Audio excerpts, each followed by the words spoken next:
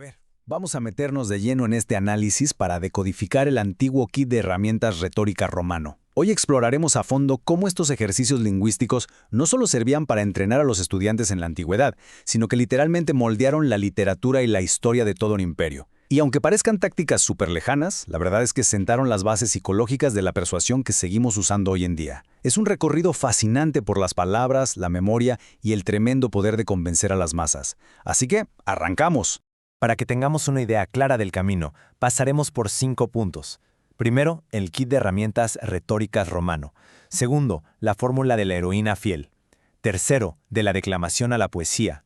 Cuarto, la ilusión del declive. Y por último, la memoria y el legado cultural. Vamos directo a la sección 1. El kit de herramientas retóricas romano. Bueno, la declamatio estaba lejísimos de ser la típica tarea escolar aburrida. Imagínense aulas abarrotadas de gente, las palmas sudorosas de los estudiantes y la mirada súper crítica de la élite de la ciudad sobre ellos. Más que un salón de clases, era un auténtico campamento militar para la mente. Ahí se forjaba la identidad pública y se pulían las habilidades de persuasión bajo una presión extrema. O sea, en Roma, dominar la declamación era dominar el poder mismo. Era un requisito absolutamente indispensable para cualquiera que quisiera tener voz e influencia real en la sociedad del imperio. Y justo dentro de ese intenso entrenamiento, el exemplum era, por mucho, el arma principal. Funcionaba como un ancla. Aprovechabas esas historias que todos conocían desde niños para hacer que un argumento fuera emocionalmente innegable. Imagínense estar en pleno debate sobre la justicia y de repente sacar a relucir el trágico sacrificio de Lucrecia o la furia imparable de Aquiles.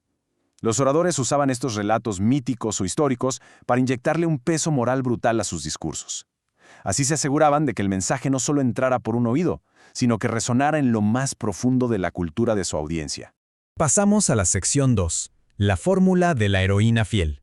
Alcestis, Evadne y Penélope.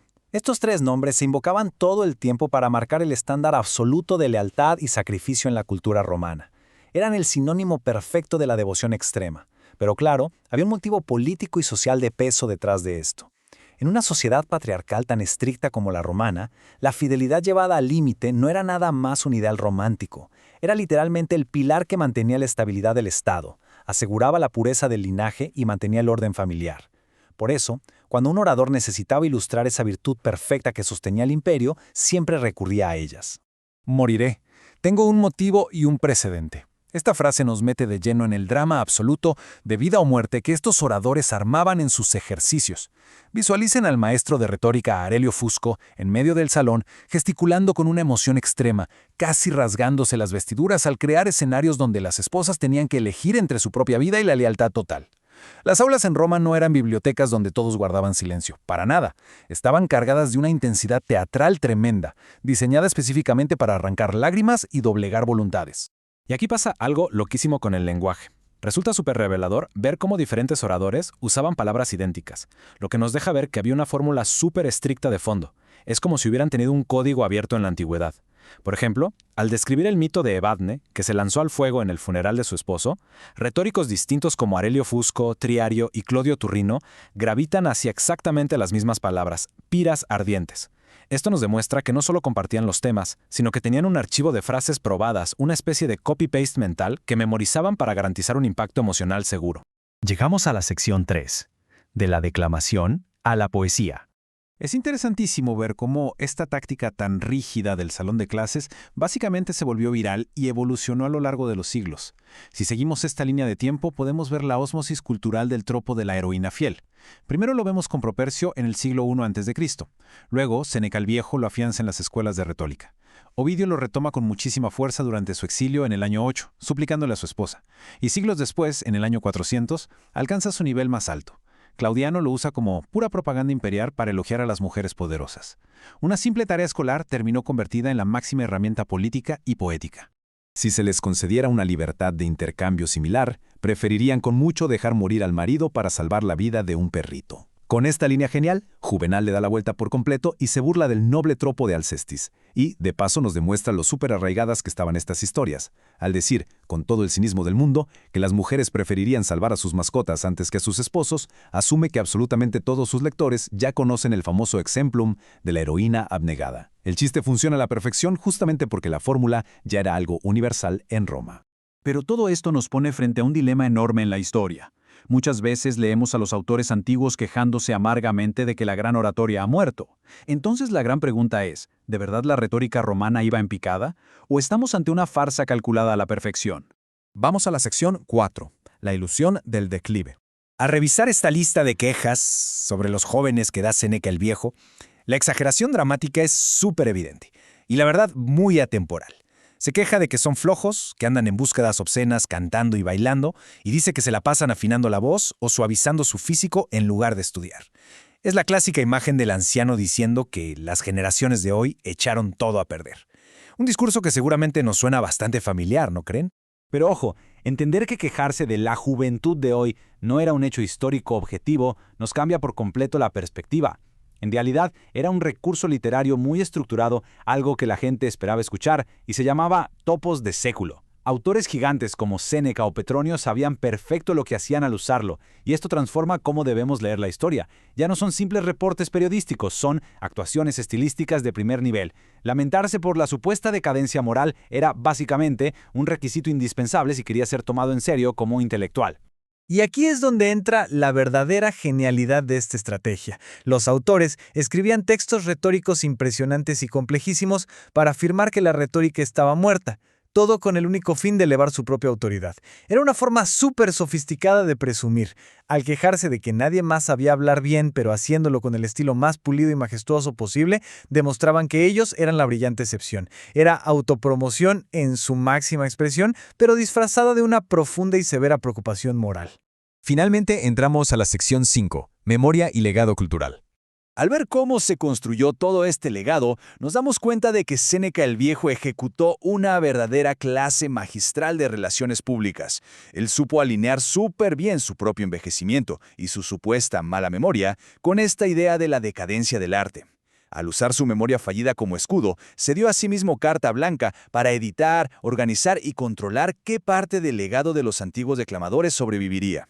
Se disculpaba si se le olvidaba algo, claro, pero en el fondo se estaba coronando como el árbitro absoluto de la historia. Hay un conflicto interesantísimo en Roma entre dos conceptos clave, la memoria y la desidia. Y la escritura era el arma principal contra la decadencia intelectual. Por un lado, la memoria era sinónimo de trabajo duro, práctica y de retener la gloria pasada para lograr un renacimiento cultural. Por el otro lado, la desidia era el ocio destructivo, el lujo que te ablandaba la mente y causaba la pérdida de las ideas.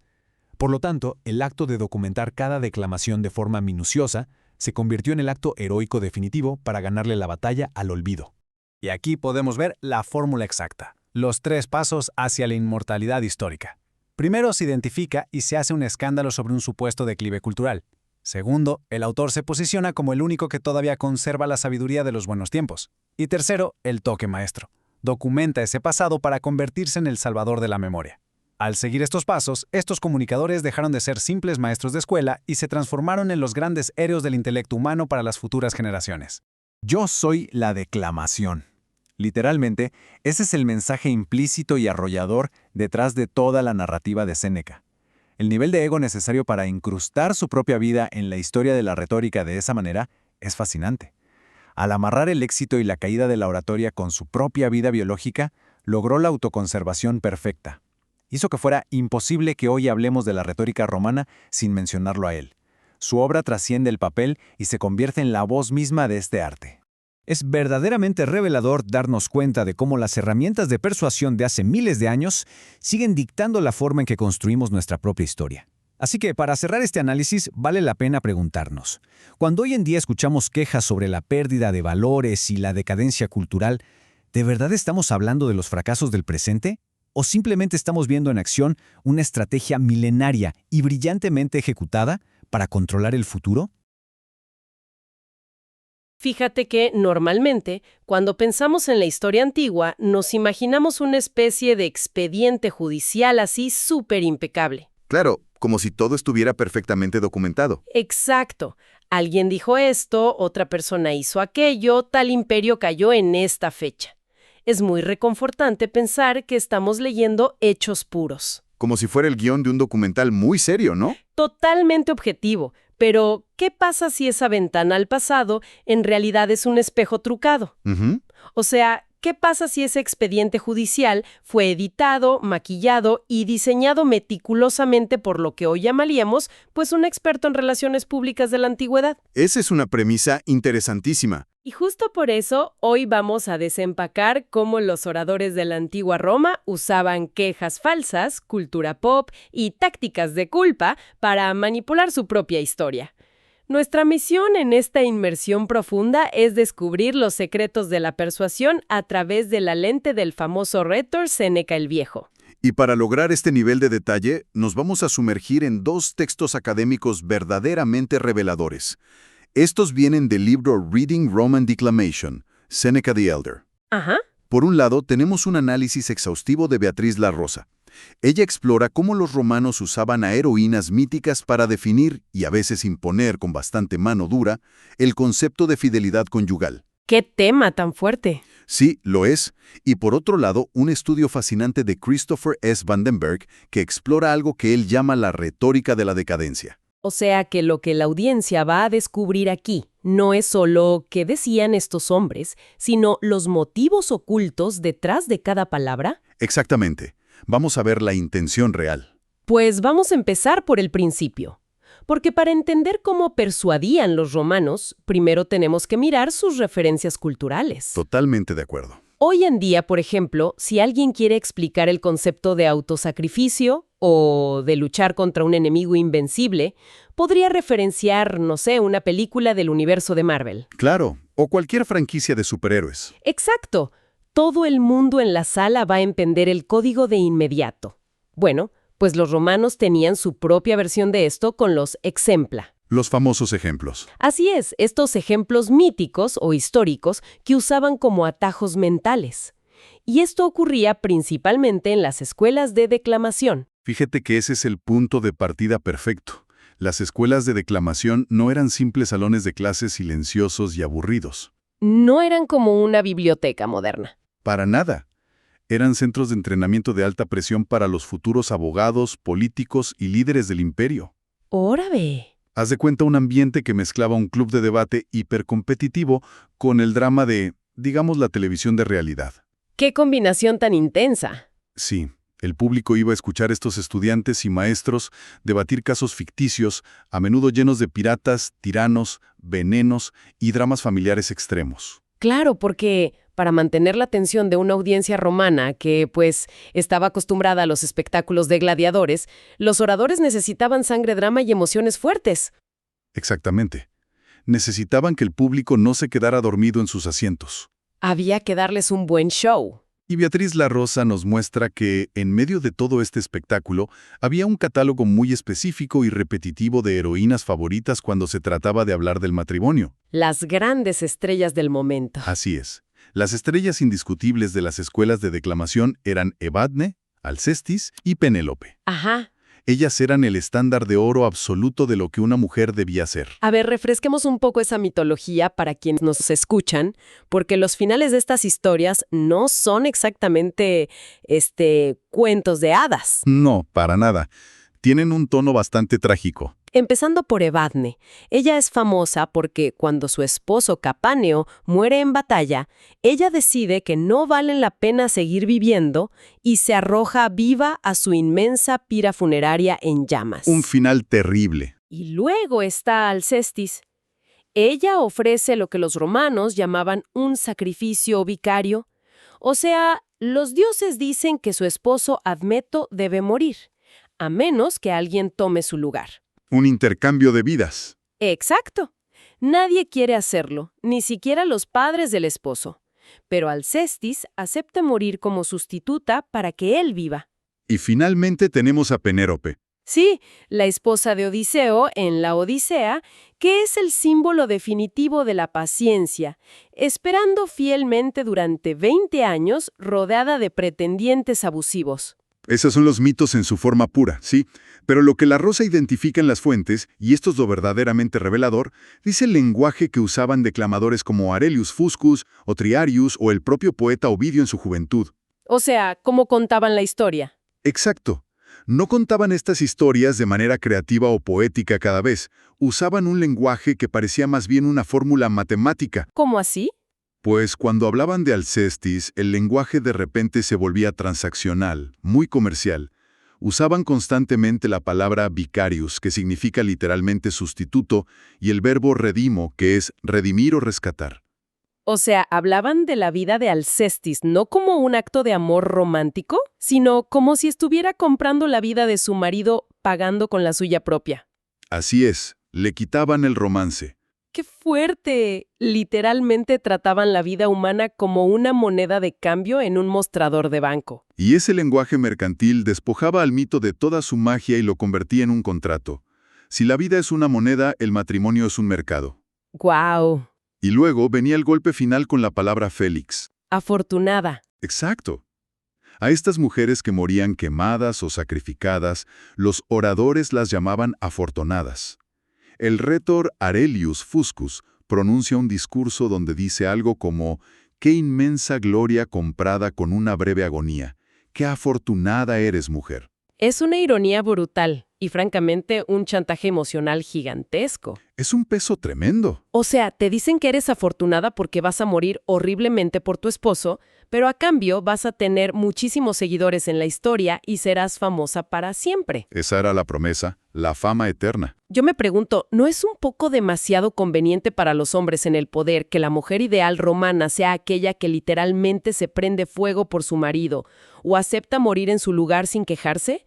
Suena que estaban programando a la sociedad. Totalmente. Y esto, fíjate, no era un accidente literario. Si ampliamos un poco la lente histórica, estamos hablando de la época del emperador Augusto. Claro, un momento de muchos cambios. Roma venía de décadas de guerras civiles muy sangrientas. La moral pública estaba, a ojos del Estado, por los suelos, y las tasas de natalidad en la élite estaban bajando preocupantemente. Un caos social. Así que Augusto promulgó leyes muy estrictas e intrusivas, como la Lex Julia, sobre los órdenes del matrimonio. Esto para fomentar las familias tradicionales y castigar severamente el adulterio, incluso con el exilio. Claro, el Estado necesitaba orden y control absoluto sobre la vida privada. Así es. En este contexto, estas figuras míticas funcionaban como una brújula moral impuesta por el gobierno y perpetuada por los educadores. Una herramienta de control. Los oradores no solo estaban entreteniendo a la gente, estaban adoctrinando a la élite romana. Estaban creando un estándar inalcanzable de devoción que ponía absolutamente todo el peso del sacrificio en la mujer. ¡Qué injusticia! Básicamente le decían a las jóvenes romanas, este es el techo de cristal de la virtud. Si no estás dispuesta a arder en una pira, no eres una buena esposa. ¡Qué barbaridad! Y el problema con los mitos de sacrificio extremo es que a veces no se quedan encerrados en los salones de clase o en los libros de texto. No, a veces traspasan la ficción. Y esa es la parte que da escalofríos al leer estas fuentes. Cruzaron la línea hacia la vida real. Empezaron a usarse como armas literales de culpa y manipulación en las dinámicas de poder reales. Así es.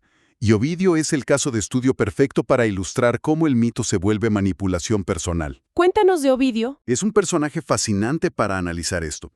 Augusto lo exilia a Tomis, que era una región muy inhóspita en el Mar Negro, súper lejos de los lujos de Roma. Me imagino que la pasó terrible. Desde ese destierro miserable, Ovidio le escribe cartas a su esposa. Pero cualquiera que lea estas cartas notará que no son simples declaraciones de amor o tristeza. Tenían otra intención. Sí, utiliza toda la maquinaria retórica que aprendió en esas escuelas de declamación para presionarla a que vaya ante el emperador y suplique por su regreso. Y usa una táctica retórica muy específica que las fuentes llaman evidencia, ¿cierto? Exacto, la evidencia, que es la capacidad de poner una imagen visual hiperrealista frente a los ojos de la audiencia. Para que nos entienda quien nos escucha, la evidencia no era solo describir algo con adjetivos bonitos, era como la realidad virtual de la antigüedad, ¿no? Es una excelente analogía. O sea, no le decían a un jurado simplemente, hubo un asesinato en esa casa. Los obligaban a oler la sangre en la alfombra, a escuchar los gritos de la víctima a través de las palabras, anulando por completo su capacidad de pensar lógicamente. Los manipulaban desde la emoción pura. ¡Exacto! Y Ovidio aplica esto a su propia esposa diciéndole algo como, si tuvieras que redimir mi muerte con la tuya, Alcestis sería tu modelo. Si tuvieras que arrojarte una pira en llamas, tendrías a Evadne ante tus ojos. Le está aplicando una presión psicológica monumental. Totalmente. Utiliza el mito con un propósito puramente persuasivo y pragmático. Ovidio está en el exilio pensando, a ver, necesito que arriesgues tu posición social, tu seguridad y quizás tu vida al enfrentarte al emperador que me exilió. Sí, sálvame, sé la heroína. Sé la heroína del mito. Exacto. Es un manual de manipulación envuelto en poesía de alta calidad. Y lo más impactante de este segmento de la investigación es que hubo mujeres de carne y hueso en Roma que empezaron a imitar esta retórica, llevándola a sus últimas consecuencias. Tristemente sí, la ficción se volvió realidad. Las fuentes nos hablan de Arria la Mayor. Su esposo, Cecina-Peto, fue condenado a muerte por el emperador y le ordenaron suicidarse. Él tenía mucho miedo, dudaba en hacerlo. Es comprensible. Claro. Así que Arria tomó la daga, se apuñaló a sí misma primero, sacó el arma sangrienta, se le entregó a su esposo y pronunció una de las frases más famosas de la historia romana. Peto, no duele. Y fíjate que esa historia conmocionó a Roma entera. Me imagino. Arria se convirtió instantáneamente en el exemplum moderno. La retórica escolar y las fantasías de Augusto se habían traducido literalmente en cuerpos reales. Impresionante. Y hay otro caso. Plinio el Joven también relata una historia de una mujer común, sin nombre, cuyo esposo padecía una enfermedad incurable y súper dolorosa. ¿Y qué hizo ella? Ella evaluó la situación, lo convenció de que la única salida honorable era suicidarse juntos. Se ató a él con cuerdas y saltaron por la ventana de su villa hacia el lago de Como. ¡Guau! Esto demuestra el poder aterrador que tiene una narrativa cuando se repite suficientes veces. Pero fíjate, aquí es donde la historia da un giro que raya en lo cómico y revela el cinismo detrás de todo esto. Sí, la evolución de este concepto es muy interesante. Porque el tropo no se queda estancado en el suicidio heroico, evoluciona. Unas generaciones después, llega el poeta Marcial y usa exactamente este mismo mito de Alcestis y Evadne para alabar a una mujer viva, que por cierto era muy rica, llamada Negrina. Y el giro de Marcial es el paso hacia el panegírico, que es básicamente el arte de halagar de manera exagerada para obtener un beneficio personal. O sea, Marcial le dice a Negrina, tú eres muchísimo mejor que Alcestis y Evadne. Ellas tuvieron que morirse para probar su amor. ¡Qué extremo!, ¿no? Un halago muy conveniente. Tú, en cambio, probaste tu inmenso amor dándole a tu esposo la mitad de tu fortuna económica mientras sigues viva. A ver, esto es el colmo de la conveniencia. Es muy transparente lo que estaba haciendo. ¿No demuestra esto que los autores simplemente amoldaban el mito a lo que se les antojaba en el momento exacto?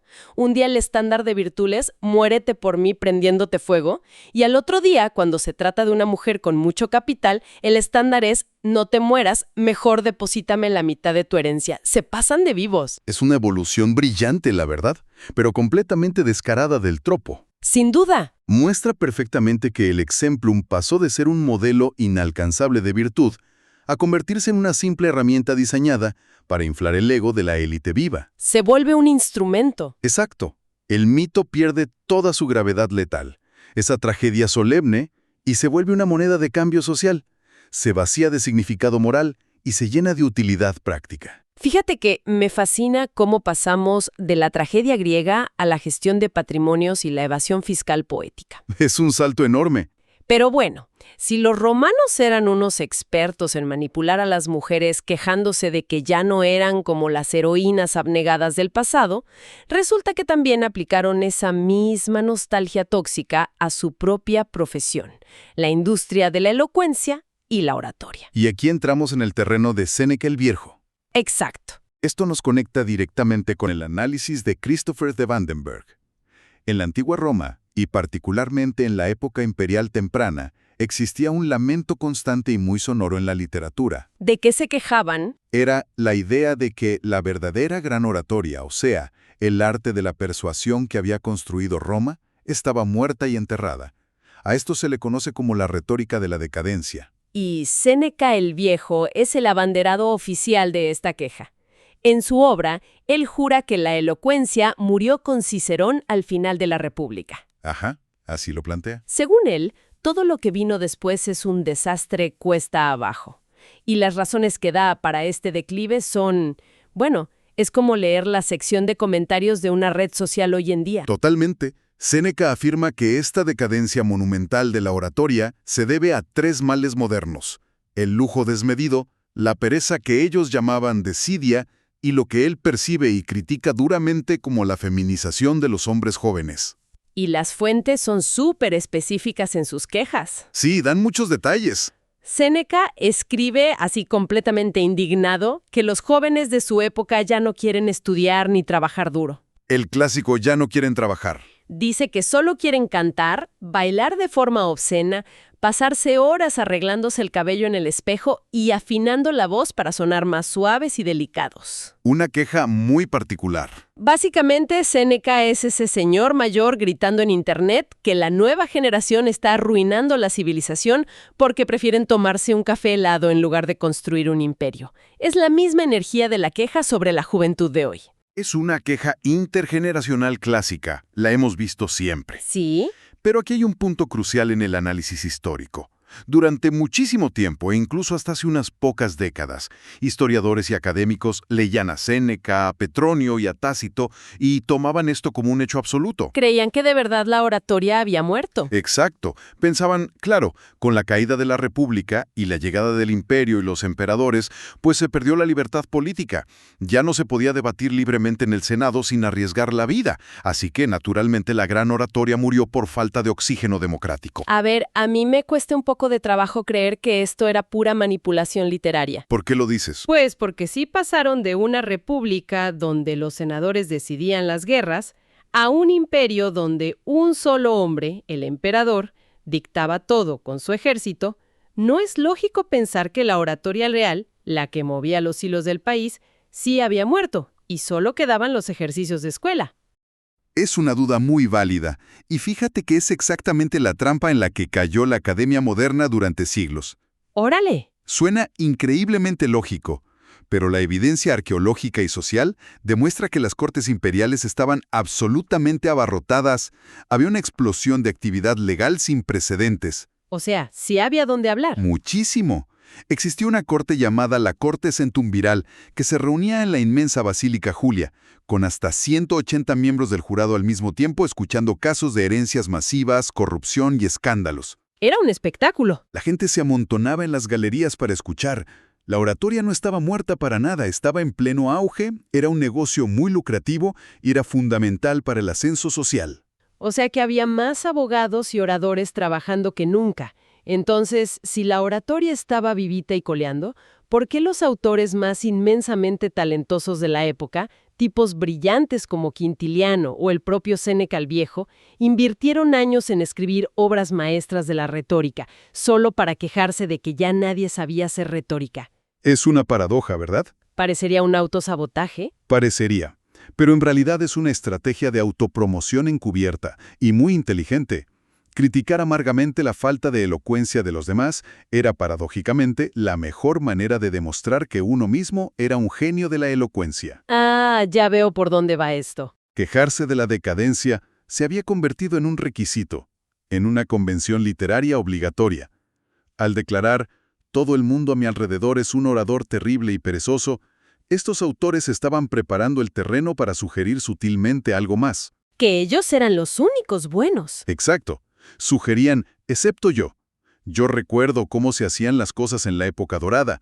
Yo poseo el verdadero conocimiento, y por eso tengo la autoridad moral e intelectual para juzgarlos a todos. Es un acto de pura fanfarronería disfrazado de indignación moral. Una estrategia de marketing impecable. Distraen a la audiencia con un falso enfado sobre la sociedad para que nadie note que en realidad están vendiendo su propio producto, su propio estatus. Es un truco de magia espectacular. Y lo hacían de maravilla. Y hablando de ilusiones y trucos, Séneca el Viejo no solo manipulaba a sus lectores quejándose de la juventud, utilizó su propia mente, la biología de su cuerpo e incluso sus aparentes fallas por la edad para justificar y blindar toda la estructura del gigantesco libro que estaba publicando. Ah, sí, el tema de la memoria. Vamos a hablar de la estafa de la memoria. Todo este tinglado, como dices, comienza desde el primer párrafo, con una tradición que en la literatura antigua se conoce como el recurso de la falsa petición. Cuéntanos cómo funciona eso.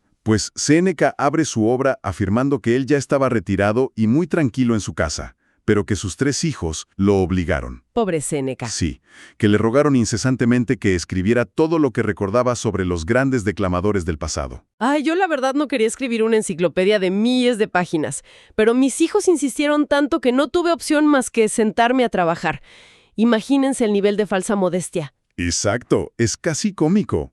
Y, para entender cómo los propios romanos veían esto, Plinio el Joven relata una anécdota comiquísima que expone esta farsa. A ver. Cuenta que un poeta llamado Pascense Paulus organizó una lectura pública de sus poemas. Empezó a recitar su introducción diciendo: «Prisco, amigo mío, tú me pides que escribas», refiriéndose a un hombre llamado Prisco que estaba sentado ahí mismo entre el público. Ajá, ¿y qué pasó? Y Prisco, sin ningún tacto, le gritó de vuelta frente a todos: «Yo no te pedí nada». ¡No puede ser! Destruyó por completo la ilusión. Era una ficción social acordada para no parecer arrogante. Nadie quería admitir que publicaba un libro por pura vanidad o ambición. Siempre tenían que decir que alguien más se los había rogado. ¡Qué momento tan incómodo para el poeta, de verdad! Pero fíjate que Séneca lleva esta falsa modestia a otro nivel estratosférico, con el truco de la memoria. Sí, él lo hace a una escala mucho mayor. Le dice a sus lectores: «Hijos míos, mi memoria solía florecer en mi juventud, era una herramienta milagrosa, pero ahora soy un anciano. Mi memoria está arruinada por los años y por la desidia». Usando otra vez la palabra que usó para insultar a los jóvenes, ¿no? La inactividad. Exactamente. Y esto plantea una de las preguntas centrales del análisis de Vandenberg. ¿Por qué un autor basaría toda la premisa, la validez y la autoridad de su antología histórica en el hecho de que tiene mala memoria? Parecería que se está desacreditando a sí mismo desde la página 1. Al principio no tiene sentido. Si vas a escribir un libro de historia, pues quieres presumir que lo sabes todo. Exactamente. Quieres mostrar autoridad. Pero Vandenberg revela que esto es una estrategia editorial de primer nivel. ¿Por qué? Al confesar con falsa humildad que su memoria le falla, que está llena de agujeros y que recuerda de manera fragmentaria, Séneca se está otorgando a sí mismo inmunidad diplomática total ante cualquier crítico. Claro, es un escudo protector impenetrable. Nadie lo puede atacar. Si un crítico erudito lee su libro y le dice: «Oye, Séneca, citaste mal el discurso de Aurelius Fuscus o te saltaste los 10 años más importantes de la carrera de este político», Séneca no tiene que defender su investigación. Exacto. Simplemente pueden cogerse de hombros y decir: «Se los advertí en la primera página, soy un viejo olvidadizo, hago lo que puedo». Le da una libertad absoluta como editor. Puede saltarse las partes aburridas de los discursos, mezclar citas que nunca ocurrieron en el mismo debate, agrupar las frases más dramáticas donde él crea que tienen mayor impacto literario. Todo a su conveniencia. Y organizar la historia de Roma exactamente como él quiere que se lea, sin tener que adherirse al aburrido rigor histórico. Puede moldear el pasado bajo la fachada inofensiva de ser un anciano que hace su mejor esfuerzo por recordar. Es genial. Se adjudica el poder de reescribir la historia sin la responsabilidad de tener que ser exacto. Y, de hecho, para rematar este edificio de manipulación, las fuentes analizan una metáfora hermosísima que Séneca roba de su difunto amigo, el gran orador Porcio Latrón. ¿Así? Es la metáfora de la antorcha. Es una de las imágenes más potentes de toda la obra. Latrón argumentaba que una antorcha que se queda quieta en el aire, por más fuego y combustible que tenga, eventualmente languidece. Se va apagando. El humo la ahoga y se apaga sola. Pero si tomas esa misma antorcha y la agitas vigorosamente de un lado a otro, el oxígeno hace que vuelva a arder con una fuerza deslumbrante. Séneca toma esta imagen física y la aplica a su propia biología, a su propia mente. O sea, sugiere que al ser obligado por sus hijos a escribir este inmenso libro, al verse forzado a salir de su retiro y exprimir su cerebro, está agitando la antorcha de su memoria que estaba a punto de apagarse. Así es, pero el significado subyacente de todo esto va mucho más allá de un anciano escribiendo sus memorias. ¿Hay un mensaje oculto? Si conectamos todas las piezas de la estrategia de Séneca, vemos que él mapeó la biología de su propia vida, su propio envejecimiento y su supuesta pérdida de facultades directamente sobre la historia de la declamación romana. O sea, hizo un paralelismo. Él dice que la oratoria decayó, se durmió y casi muere por culpa de la juventud perezosa, igualito que su memoria. ¡Guau! Entonces, al agitar vigorosamente su memoria para escribir y publicar esta obra monumental, no solo está salvando su intelecto individual de la oscuridad. Para nada. Él está insinuando que está agitando la antorcha de la civilización romana misma. Al recordar los grandes discursos, está salvando al género de la elocuencia de la extinción. Literalmente se está erigiendo a sí mismo como el salvador cultural de Roma. Detrás de esa careta amable y humilde de un viejo olvidadizo y cascarrabias, el mensaje de Séneca es de una audacia que, de verdad, da vértigo. Totalmente. Implícitamente, su libro grita: la historia de la declamación y mi propia historia son indisolubles. La elocuencia vive o muere conmigo. Yo soy la declamación. Es un nivel de autoconfianza, de control del ego y de manipulación del legado personal que dejaría tomando notas a cualquier jefe de relaciones públicas moderno. Un maestro absoluto. Llegados a este punto del recorrido, después de diseccionar todas estas tácticas, creo que el panorama está bastante claro. Empecemos viendo cómo los oradores y los poetas usaban íconos de la cultura pop, como las heroínas míticas, para ejercer presión psicológica. Para dictar el comportamiento, sí. Y justificar el control de un régimen imperial.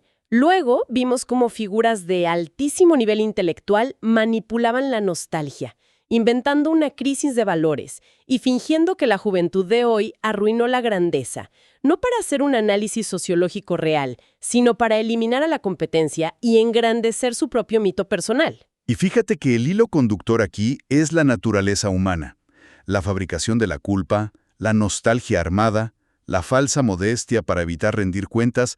Todas estas herramientas diseñadas hace más de 2000 años son exactamente las mismas tácticas que vemos operar hoy en día. 100%. Los políticos que prometen volver a un pasado idealizado que nunca existió, los publicistas que crean inseguridades para vender soluciones, o los influenciadores que usan el chantaje emocional y la falsa vulnerabilidad para conectar con su audiencia y monetizar esa conexión. Es la misma estrategia, solo con otros medios. La tecnología, los foros y la velocidad de la información cambiaron radicalmente, pero el código fuente de la persuasión, el manual de cómo hackear el cerebro humano para obtener estatus y poder, sigue siendo exactamente el mismo que usaban Séneca el Viejo y Ovidio. Eso nos muestra que la persuasión nunca se trata solo de los hechos, se trata de la emoción que envuelve al hecho. Y eso nos deja con una reflexión final, una idea bastante provocadora para que la audiencia se la lleve y la analice la próxima vez que lea una noticia o un libro de historia. Si sabemos, con base en esta inmersión profunda, que figuras tan inmensamente influyentes como Séneca o Plinio fabricaron motivos de la nada, exageraron quejas, fingieron tener mala memoria para evadir la crítica y manipularon el terror de los mitos antiguos sin un gramo de remordimiento, todo esto con el único objetivo de controlar su propia narrativa y lucir como los héroes ante las generaciones venideras? La gran pregunta es evidente. Claro. ¿Cuántos de los documentos históricos que hoy atesoramos en bibliotecas y consideramos como hechos objetivos, o cuántos de los pilares de la civilización son en realidad campañas de relaciones públicas increíblemente bien elaboradas por mentes brillantes que sabían exactamente cómo manipular el futuro? Es una pregunta que nos obliga a dudar de todo texto, ya sea antiguo o moderno. Volvemos a la metáfora del principio. Ese expediente judicial impecable, exhibido bajo el cristal en el Museo de la Historia, tal vez no sea la verdad pura. Tal vez sea solo el guión. El guión escrito por el ganador que mejor supo agitar la antorcha y cegarnos con la luz. Muchísimas gracias por acompañarnos en este profundo y revelador análisis. Sigan cuestionando sus fuentes y nos escuchamos en la próxima inmersión.